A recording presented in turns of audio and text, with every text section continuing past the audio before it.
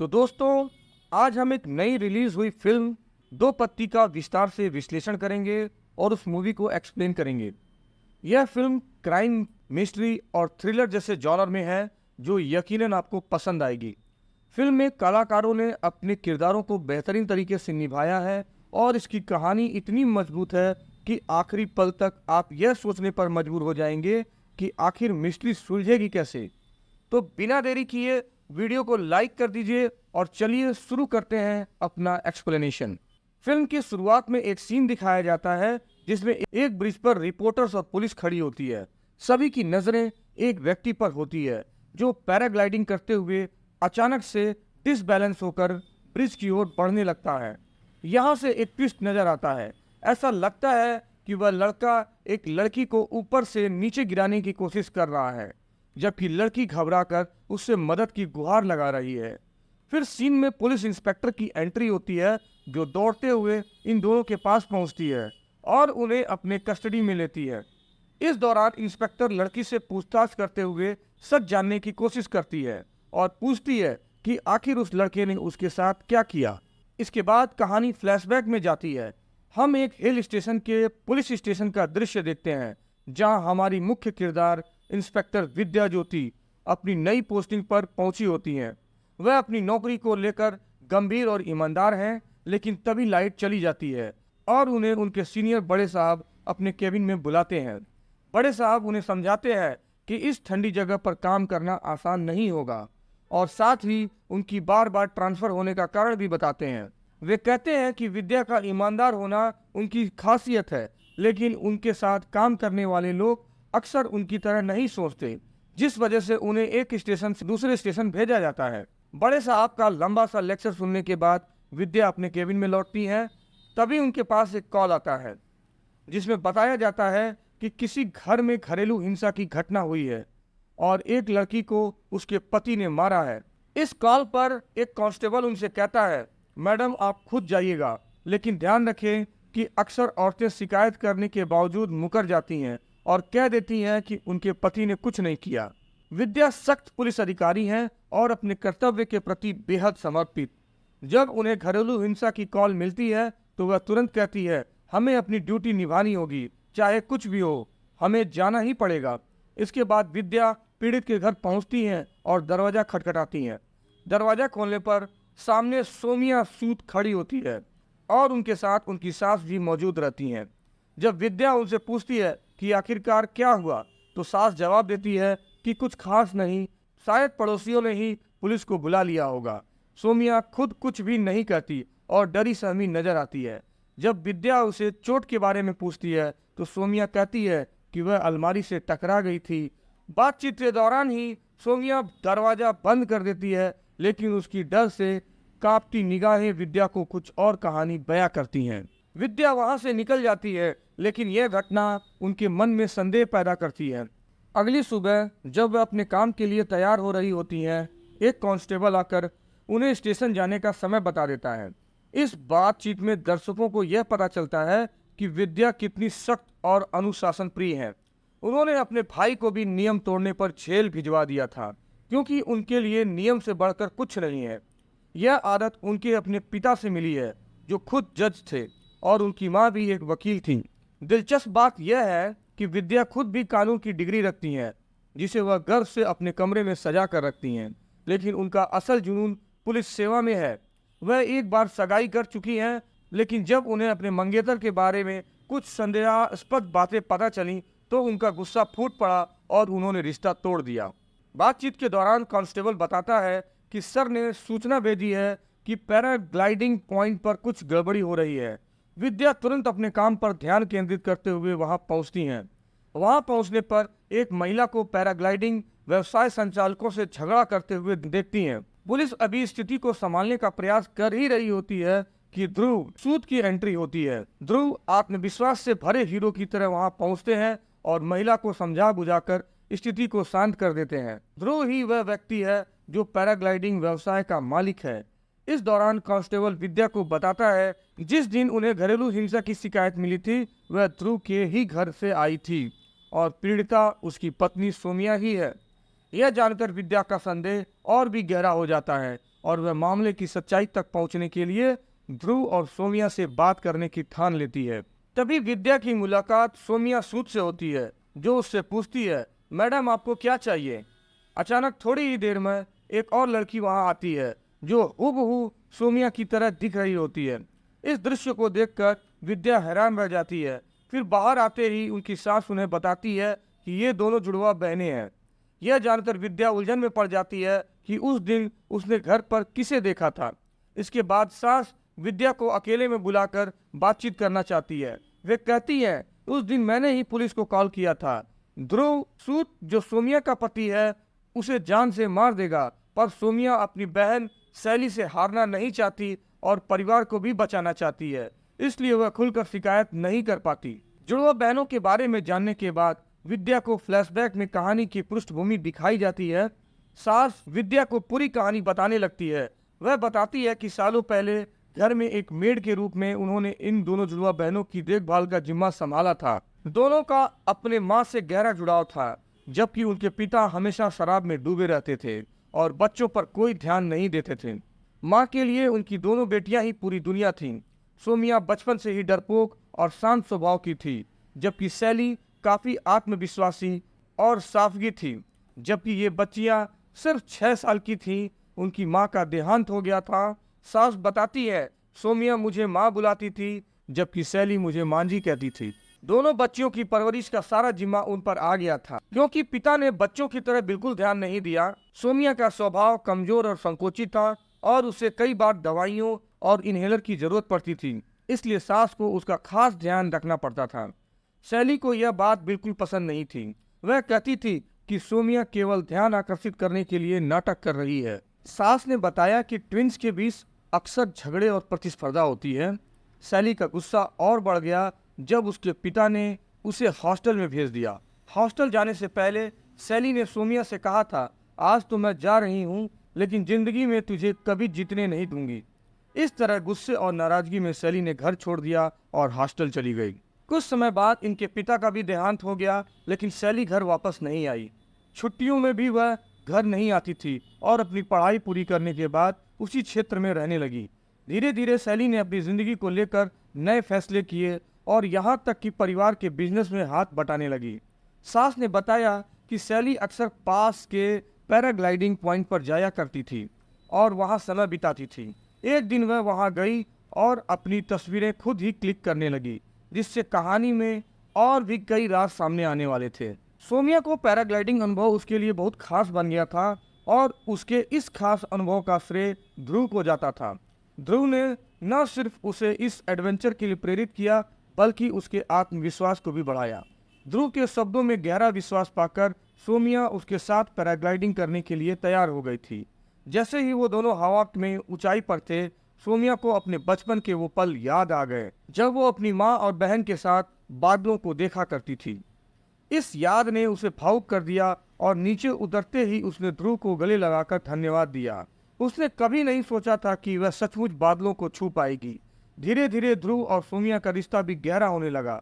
हालांकि सोमिया खुद को बहुत ही शांत और संकोची स्वभाव की थी, इसलिए शुरुआत में वो थोड़ी हिचकिचाई, पर ध्रुव के साथ समय बिताते बिताते दोनों की दोस्ती और मजबूत हो गई। एक दिन सोमिया ध्रुव को अपने परिवार की दुकान पर मिलने के लिए लेकर आई। वे सभी आपस में हंसी मजाक और बातचीत कर रहे थे और सोमिया बहुत खुश थी। तभी अचानक एक गाड़ी दुकान के बाहर आकर रुकी और उसमें से शैली उतरी। शैली, जो कि बिल्कुल सोमिया की तरह दिखती थी, लेकिन उसका आत्मविश्वास और आधुनिक अंदाज अलग था। शैली ने आते ही सभी से बड़े ही आत्मविश्वास से बात करना शुरू कर दिया। उसकी उपस्थिति इतनी आकर्षक थी कि ध्रुव भी उससे देखकर प्रभावित हुए बिना नहीं रह सका और दोनों के बीच थोड़ी बहुत बातचीत भी होने लगी।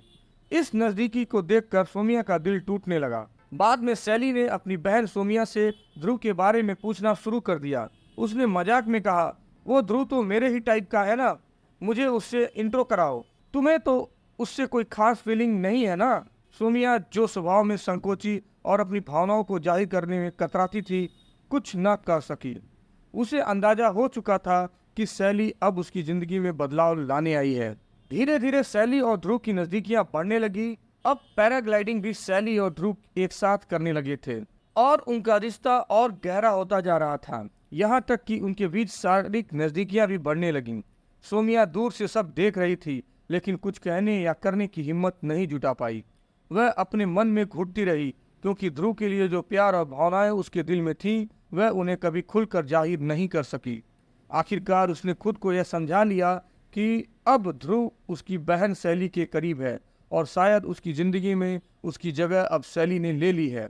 फिर हम देखते हैं कि ध्रुव अपने घर के बाहर टूरिज्म मिनिस्टर के साथ एक बड़ी डील की बातचीत कर रहा होता है। यह 500 करोड़ की एक टूरिज्म प्रोजेक्ट की डील थी, जिसमें अप्रूवल के लिए साइन करने बाकी थे। इस बीच घर के अंदर एक शानदार पार्टी चल रही थी, जिसे शैली ने ऑर्गेनाइज किया था।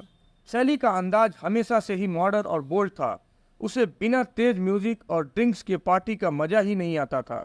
जैसे ही पार्टी में थोड़ी हंगामे की स्थिति बनने लगी, ध्रुव स्थिति संभालने के लिए अंदर आता है, लेकिन शैली ध्रुव पर झूमकर चढ़ जाती है और उसके साथ फिजिकल होने की कोशिश करने लगती है। ये सब मिनिस्टर भी देख लेता है और नाराज होकर कहता है, ये डील हम बाद में करेंगे। यह कहकर वह तुरंत वहां से चला जाता है। इस घटना से ध्रुव बेहद शर्मिंदा हो जाता है और उसकी इतनी बड़ी डील शैली के इस रवैये के कारण साइन होते होते रह जाती है। शैली इस पर जरा भी अफसोस नहीं जताती, उल्टा वह मुस्कुराती रहती है। वहीं सोमिया कोशिश कर रही थी कि स्थिति को संभाला जा सके। इस दौरान मांझी वहां 2 ड्रिंक लेकर आती है और ध्रुव से कहती है, क्या तुमने सही चुनाव किया है? यह सुनकर ध्रुव भी एक पल के लिए सोचने पर मजबूर हो जाता है कि उसे असल में चाहिए कौन, शैली या सोमिया। रात को ध्रुव को हम एक बार में देखते हैं। उसकी आंखें गुस्से से लाल थीं और उसके सामने शराब की कई बोतलें पड़ी थीं।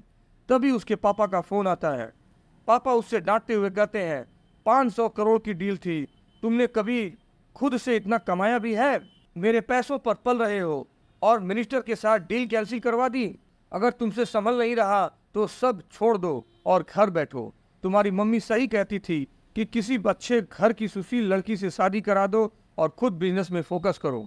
ध्रुव यह बातें सुनकर और भी गुस्से में आ जाता है और चाह कर भी वह अपने पिता को जवाब नहीं दे पाता और फोन काट देता है। अगली सुबह पैराग्लाइडिंग पॉइंट पर सोमिया ध्रुव से मिलने आती है और बताती है कि शैली अब तक नशे में है और उसे उठाने की सारी कोशिशें नाकाम रही हैं। ध्रुव सोमिया को सीधे पूछता है, क्या तुम मेरे साथ आज पैराग्लाइडिंग करोगी? सोमिया सहमति से सिर हिला देती है। जब वे आसमान में होते हैं, ध्रुव उसे दिल की बात बताते हुए कहता है, अब मैं कहीं और नहीं भागना चाहता, मैं सेटल होना चाहता हूँ और मुझे अब बस एक ऐसी साथी चाहिए जो मेरा घर संभाल सके, और वो तुम हो। मुझे बस सुकून चाहिए, न कि कोई एडवेंचर। सोमिया ध्रुव की बातों से खुश हो जाती है, भले ही उसे यह नहीं पता होता कि शायद वह ध्रुव के लिए दूसरी विकल्प भर है। फिर भी वो अपने सच्चे प्यार में पिघलते हुए वह ध्रुव के साथ अपने भविष्य का सपना देखने लगती है। इस पूरी स्थिति के बाद हम एक गहरे तनाव में घिरे सोमिया और ध्रुव के रिश्ते को और बिगड़ते हुए देखते हैं। शैली का इरादा अब साफ था, वह हर संभव तरीके से सोमिया को नीचा दिखाने और उसकी शादीशुदा जिंदगी को बर्बाद करने के लिए संकल्प थी। शादी के बाद से ही उसने हर अवसर का इस्तेमाल किया ताकि सोमिया का जीवन कठिन हो जाए और ध्रुव को यह विश्वास हो जाए कि सोमिया उसके साथ एक अच्छी जीवन संगिनी नहीं हो सकती। जब परिवार के साथ तस्वीर खिंचवाने का मौका आया, शैली हूबहू सोमिया की तरह ही तैयार होकर ध्रुव के बगल में खड़ी हो गई, मानो वह खुद दुल्हन हो। इससे केवल सोमिया ही नहीं बल्कि पूरे परिवार में एक असहज माहौल बन गया। शैली ने यहाँ तक कि ध्रुव के कमरे में भी सोमिया बनकर घुसने की कोशिश की, जिससे सोमिया का गुस्सा और दुख भी बढ़ गया। दोनों बहनों के बीच गहरा झगड़ा हुआ, लेकिन सोमिया ने अपनी शादी बचाने की उम्मीद में यह सब सहन कर लिया। इसके बाद जब इंस्पेक्टर विद्या मांझी से पूछताछ कर रही होती हैं, तो मांझी उन्हें बताती है कि शादी के कुछ महीने बाद ही ध्रुव का गुस्सा और हिंसक व्यवहार शुरू हो गया था। शैली के घर में रहने का बहाना यह था कि उसका घर रिनोवेशन में था, लेकिन उसकी असली मंशा कुछ और ही थी। वह सोमिया के पति को फुसलाकर उसकी जिंदगी में जहर घोलने पर आमदा थी। विद्या यह स्थिति देखकर चिंतित होती है, लेकिन वह बताती है कि कानूनन तब तक कोई कदम नहीं उठाया जा सकता जब तक कि सोमिया खुद शिकायत नहीं करती। विद्या मांझी को सुझाव देती है कि अगर कोई ऐसी घटना होती है जिसमें ध्रुव सोमिया के साथ अत्याचार करता है, तो वे सबूत के लिए इसका वीडियो या फोटो ले सकती हैं और यह एक सबूत बन सकता है जो कानूनी रूप से उनके काम आ सकता है। वर्तमान में एक रात जब टूरिज्म मिनिस्टर उनके घर पर भोजन के लिए आता है, सैली चुपचाप खाने में अधिक मिर्च मिला देती है। मिनिस्टर का मुंह जलने लगता है और वह तुरंत खाना छोड़ देता है। नाराज होकर कहता है कि वह अब कभी इस घर में भोजन करने नहीं आएगा और अगली मुलाकात ऑफिस में ही होगी। मिनिस्टर का इस तरह से अपमानित होकर जाना ध्रुव को बहुत बुरा लगता है और खलता है, और गुस्से में आकर वह सोमिया पर अपनी भड़ास निकालता है।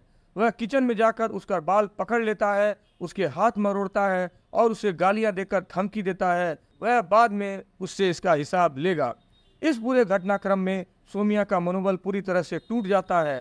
सैली की साजिशों और ध्रुव के हिंसक स्वभाव ने उसे कहीं से भी सहारा पाने से वंचित कर दिया था।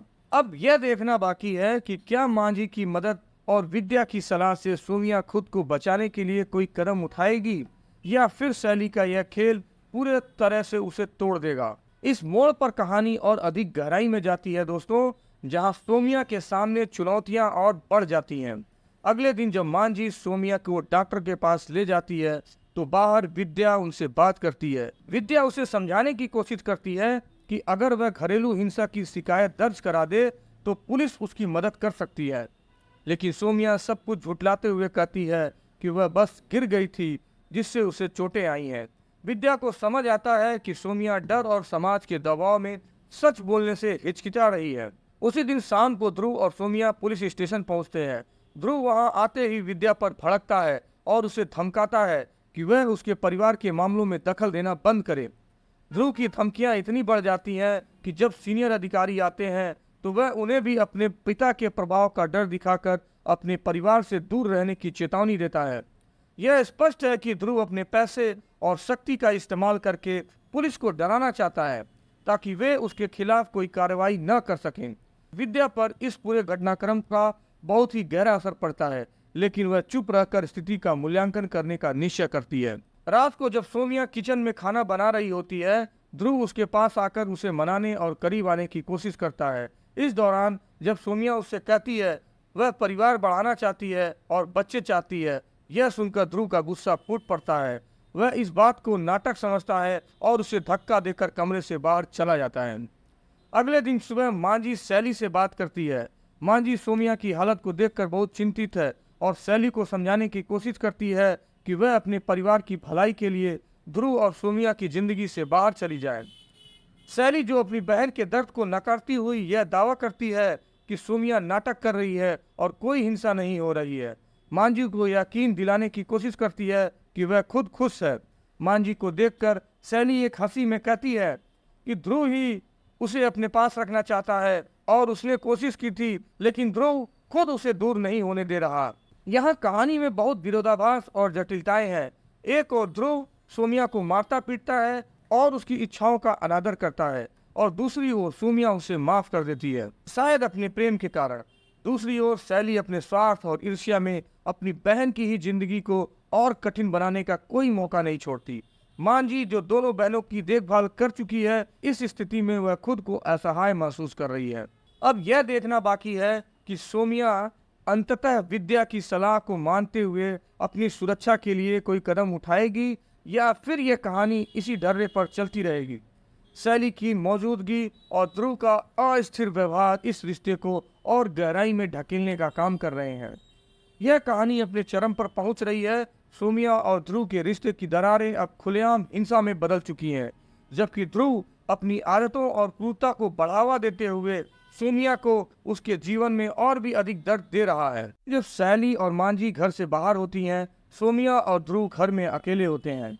सोमिया एक बार फिर बच्चों के विषय पर बात करती है और एक उम्मीद से कि अब शायद चीजें सुधर जाएंगी, लेकिन ध्रुव उसका मजाक उड़ाता है, यह कहते हुए कि उसकी जिंदगी का उद्देश्य और महत्वाकांक्षा सीमित है, और यह भी तंज कसता है कि उसने शादी के लिए गलत बहन चुनी है। यह सब सुनकर सोमिया का दिल टूट जाता है और वह उसे ताने देती है कि ध्रुव तो अपने पिता के पैसों पर जी रहा है और खुद से कुछ भी हासिल नहीं कर पाया। इस पर ध्रुव अपना आपा खो देता है और सोमिया को इतनी बुरी तरह पीटता है कि वह सीढ़ियों से नीचे गिर जाती है। इस दर्दनाक स्थिति के बाद भी ध्रुव उसे उसी हालत में छोड़कर चला जाता है, यह कहते हुए कि उसे उसकी गुस्सैल प्रवृत्ति का अंदाजा होना चाहिए था।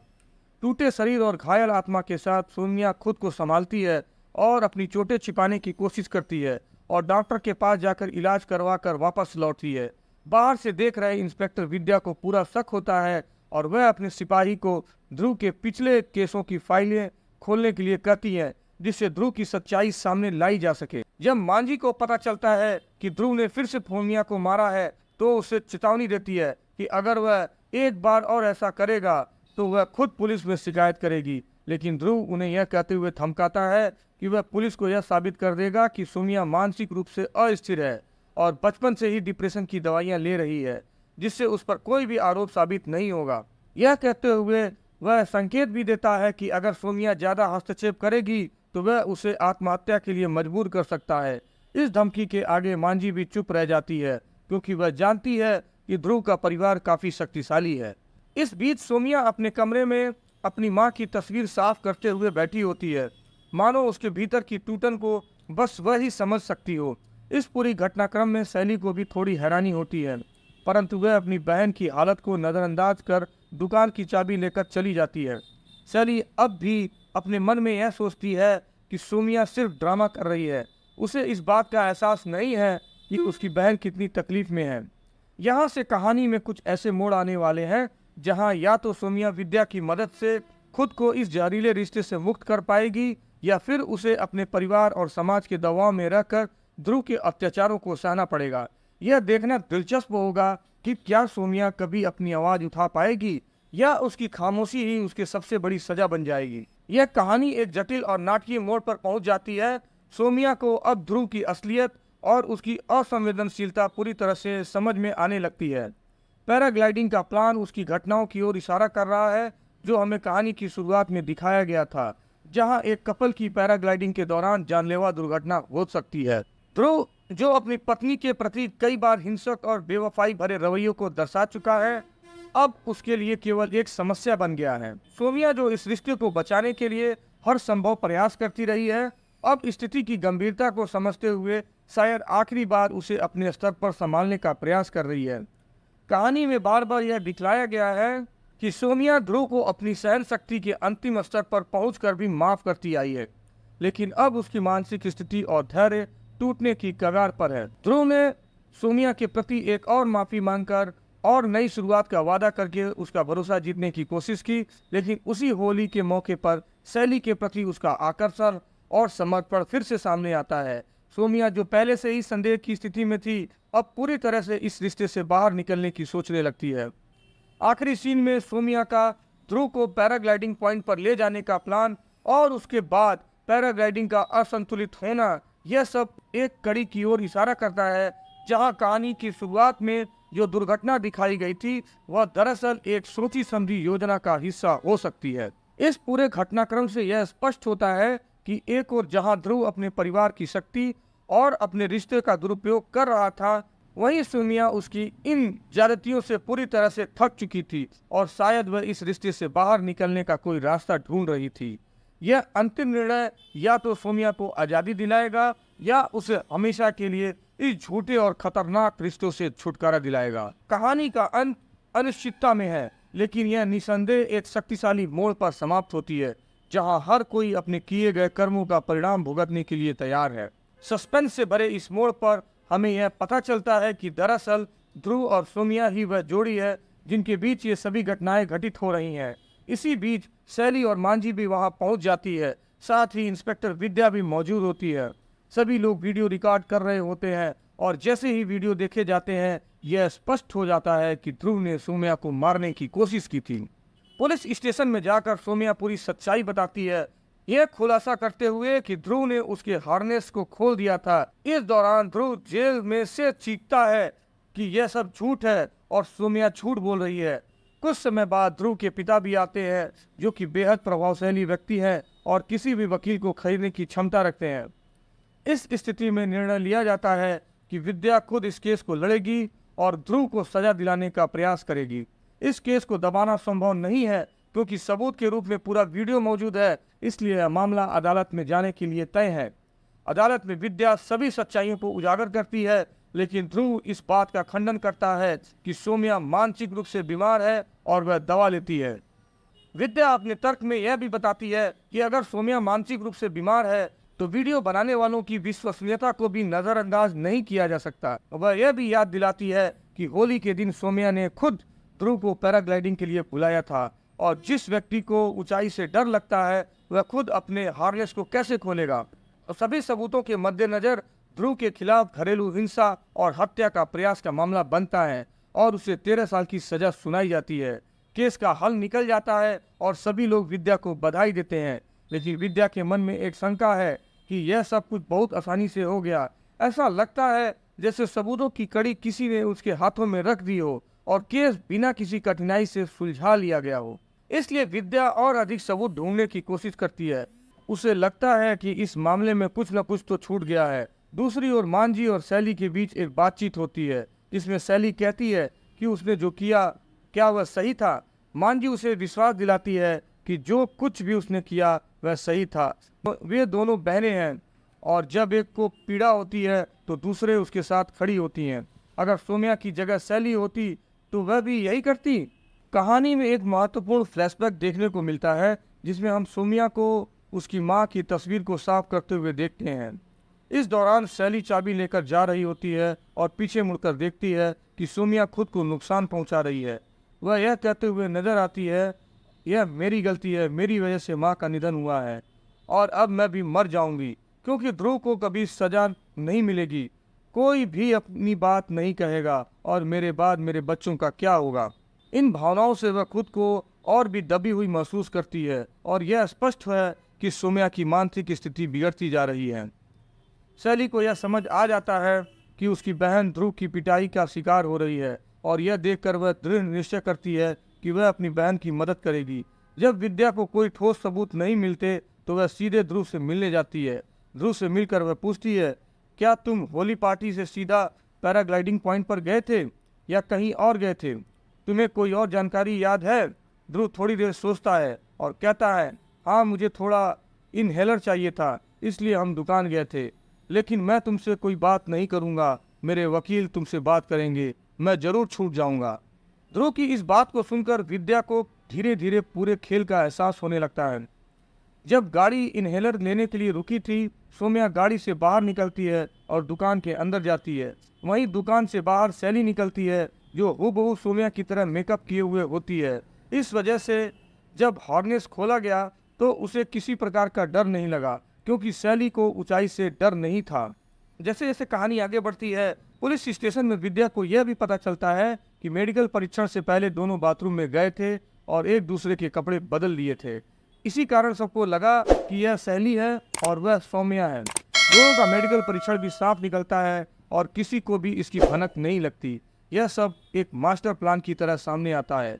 विद्या हंसते हुए कहती है, जो बातें तुमने कोर्ट में बोलनी चाहिए थी वह तुमने नहीं बोली, बेवकूफ। इसके बाद विद्या सीधे सौम्या के घर पहुंचती है। वहां पहुंचकर वह मांझी और शैली को बैठा हुआ देखती है। विद्या उन दोनों से वादा करती है, मैं इस केस को फिर से खोलूंगी और तुम तीनों को सजा जरूर दिलाऊंगी। तुम्हारी बेवकूफ़ी ने मुझे धोखा दिया है। तभी शैली बाहर आती है और विद्या को रोकने की कोशिश करती है। वह कहती है, मैडम अगर आप ऐसा करती हैं तो मेरी बहन की ज़िंदगी खतरे में पड़ जाएगी, ध्रुव उसे मरवा देगा। आप सब जानते हैं कि ध्रुव ने मेरी बहन के साथ क्या क्या किया है। आप लोग न्याय की बात कर रहे हैं, लेकिन जब मेरी बहन की जान जाएगी तब क्या मैं पुलिस के पास आऊँगी? मुझे पता है कि जो कुछ भी हुआ उसमें हमारी भूमिका है, लेकिन यह सच है कि मेरी बहन पर घरेलू हिंसा का इतना बड़ा कहर टूटा है कि उसकी जान तक जा सकती थी। यह बात आप सबको भी पता है। अब मैं यह आप पर छोड़ती हूँ, क्या आप केस को फिर से खोलोगे या हमें ऐसे ही जाने दोगे ताकि हम खुशी से जी सकें? हम देखते हैं कि कोर्ट में मामला फिर से खोला जाता है और विद्या ने इस केस को रीओपन किया था। कोर्ट की प्रक्रिया शुरू होती है और विद्या कुछ सबूत पेश करने की तैयारी कर रही होती है। इसी बीच सौम्या अपनी बात कहने के लिए कटघरे में आती है। वह कहते हुए शुरुआत करती है, मैं कुछ कन्फेस करना चाहती हूँ। जज उसे बोलने के लिए कहते हैं और सौम्या बोलना शुरू करती है। मैं स्वीकार करती हूँ कि मेरी माँ की मौत में मेरा भी हाथ था। मेरे पिता ने रोज रोज माँ के साथ घरेलू हिंसा की। हम बस देखते रहे, कुछ नहीं कर पाए, सोचते रहे कि यह पारिवारिक मामला है और यह सुलझ जाएगा। मेरे चाचा भी यह सब देखते थे, लेकिन हम कभी भी बाहर इसकी बात नहीं कर सके। हम सबको डर था कि समाज में बदनामी हो जाएगी। माँ पर एक के बाद एक अत्याचार होता रहा और उसने सब कुछ मेकअप में छुपा लिया। एक दिन जब अत्याचार बहुत बढ़ गया तो उन्होंने आत्महत्या कर ली। हम सब रोते रहे, लेकिन फिर भी चाचा ने हमें पुलिस के सामने चुप रहने की सलाह दी। आज जब मुझ पर यह सब कुछ हुआ तब मुझे हिम्मत आई और मैंने बोलने का फैसला किया। यह इतना आसान नहीं है कि एक पुरुष प्रधान समाज में महिलाओं को अपनी आवाज़ उठाना किसी के लिए भी सरल नहीं है। किसी को हमारी बात सुनने का समय नहीं है और लोग समाज की बातें करते हैं। वो यह भी कहते हैं कि यह सब तो सामान्य है, ऐसा तो होता ही है। मैं भी पहले यही सोचती थी, इसलिए माफ़ कर देती थी, यह सोचकर कि जो प्यार करता है उसे यह सब करने का हक है। लेकिन मुझे अब समझ आया कि मैं गलत थी, इसलिए मैंने आवाज़ उठाई। अब यह सब कुछ आपके हाथ में है, आप हमें सजा देंगे या हमें जीने का मौका देंगे। यह सब सुनकर सौम्या जज के सामने नहीं बल्कि विद्या के लिए यह सब कह रही थी, क्योंकि विद्या ही सबूत पेश करने वाली थी। विद्या ने सौम्या की बात सुनने के बाद सबूत पेश नहीं करने का निर्णय लिया। उस दिन उसे यह समझ में आया कि नियमों का पालन करना कितना महत्वपूर्ण है। जो कानून की किताबों में लिखा गया है वह सिर्फ कुछ लोगों के लिए है जिनके पास पावर है और वे उसका दुरुपयोग करते हैं। इस फिल्म का अंत एक महत्वपूर्ण सामाजिक संदेश के साथ होता है, जो यह दर्शाता है कि सच्चाई को हमेशा सामने लाना चाहिए, चाहे हालात कितने भी कठिन क्यों ना हों। यदि आपको ये वीडियो अच्छा लगा हो दोस्तों, तो कृपया इसे लाइक करें और हमारे चैनल को सब्सक्राइब करना बिल्कुल न भूलें। बेल आइकन को दबाकर रखें ताकि आपको हमारे अगले वीडियो की नोटिफिकेशन सबसे पहले मिले। आपके समर्थन से हमें और बेहतरीन सामग्री बनाने में प्रेरणा मिलती है। दोस्तों, धन्यवाद।